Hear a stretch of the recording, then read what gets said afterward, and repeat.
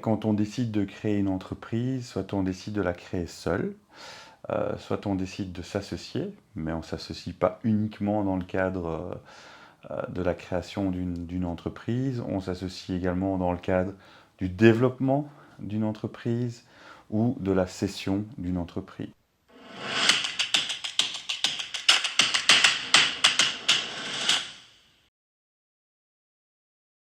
C'est un type d'association qui est très différent de l'association de départ et de l'association avec des financiers, parce qu'en fait, quand on s'associe avec un industriel, son intérêt, c'est de diriger la start-up ou la scale-up vraiment dans le giron de son besoin propre. Alors à quoi doit-on faire attention quand on s'associe avec un partenaire industriel? Alors le conseil de base, il est le même. Il faut faire un pacte d'actionnaires, prenez votre avocat, prenez un spécialiste expérimenté avec vous pour vous accompagner dans la négociation de ce pacte d'actionnaires. Et tout ce chemin de négociation du pacte d'actionnaires va déjà vous en dire beaucoup sur les objectifs réels, l'éventuel agenda caché de l'industriel. Alors le deuxième conseil que je peux vous donner par rapport à la négociation avec un industriel, c'est de bien vous assurer que quand il va prendre une part minoritaire de votre entreprise, il ne va pas bloquer le potentiel de la boîte. Je vais prendre un exemple.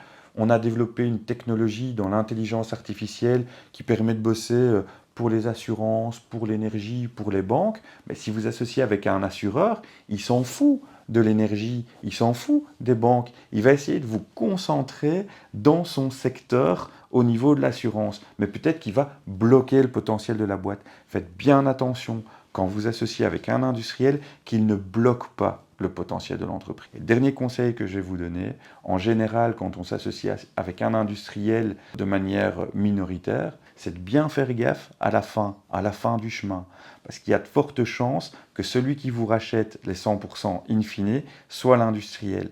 Ça veut dire qu'aujourd'hui, quand on s'associe, il y a deux trucs auxquels il faut faire attention avec lui. C'est un, la formule dans laquelle il va pouvoir vous racheter, dans quelles conditions, sur quelle formule de prix.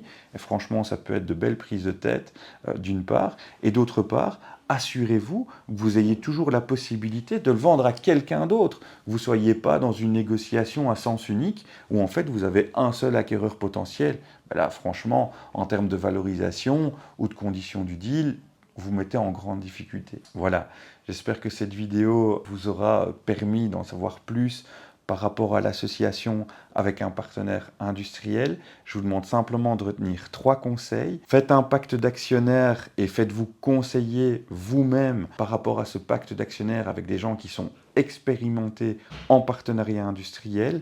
Assurez-vous que l'industriel n'a pas la capacité juridique de vous diriger uniquement vers son secteur ou son business. Il faut absolument que la société ne soit pas bloquée.